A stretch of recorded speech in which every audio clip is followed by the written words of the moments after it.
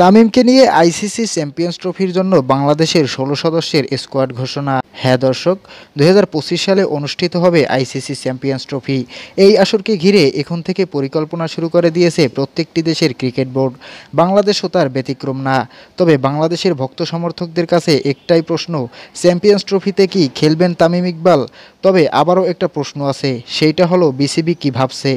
তবে champions trophy খেলা নিয়ে আগে থেকেই আলোচনা হচ্ছে। এই আসর দিয়ে আবারও জাতীয় দলে ফিরবেন তামিম, আর এখানেই তার ক্যারিয়ারে ইতি টানবেন। চলুন দেখে নেওয়া যাক চ্যাম্পিয়ন্স ট্রফিতে কেমন হতে পারে বাংলাদেশের স্কোয়াড।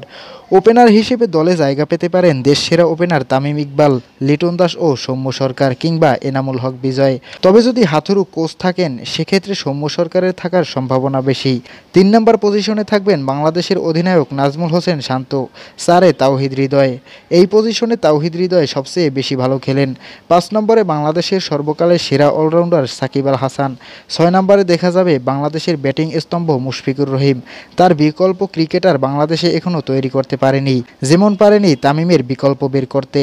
৭ নম্বরে বাংলাদেশের সর্বকালের সেরা ফিনিশার মাহমুদুল্লাহ রিয়াদ। ৮ নম্বরে মেহেদী হাসান মিরাজ। ৯ নম্বরে তরুণ leg spinner Rishad Hossain. Pace বিভাগে মোস্তাফিজুর রহমান, তাসকিন আহমেদ, শরীফুল ইসলাম ও তানজিম হাসান সাকিব। একজন বাড়তি পেসার নিলে অলরাউন্ডার কোটায় সুযোগ পেতে পারেন মোহাম্মদ সাইফুদ্দিন। আবার ইনজুরি থেকে ফিরে জাতীয় দলে ঢুকে যেতে পারেন এবাদত হোসেন। স্কোয়াডে একজন বাড়তি স্পিনার হিসেবে চলে আসতে পারেন তাইজুল ইসলাম।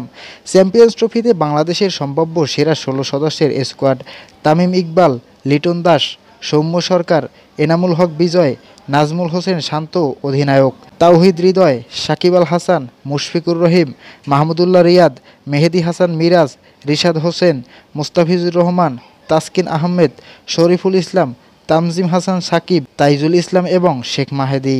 প্রিয় দর্শক, আইসিসি চ্যাম্পিয়ন্স ট্রফির জন্য আপনার পছন্দের একাদশটি আপনি কমেন্ট করে জানিয়ে দিতে পারেন।